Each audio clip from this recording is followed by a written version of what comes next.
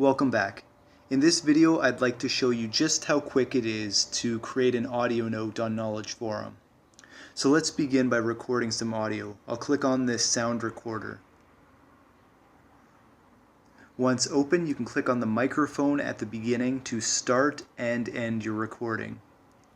Once done, we can go back to our main menu. On here I have a link to the view where I want to post the audio note, so I'll click on Wildlife View.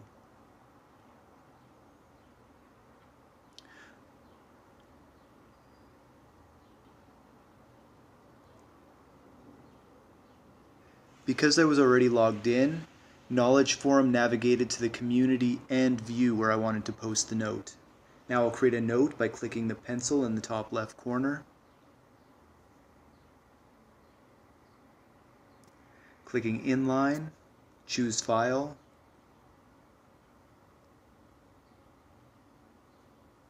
and search for my audio note, which is my recording 19. And it's now been uploaded. I'll add a title. So, an example audio recording. And click Contribute. The audio note has now shown up on the view, and you can drag it to wherever you want to place it. So I hope you found this video helpful, and I'll see you in the next one.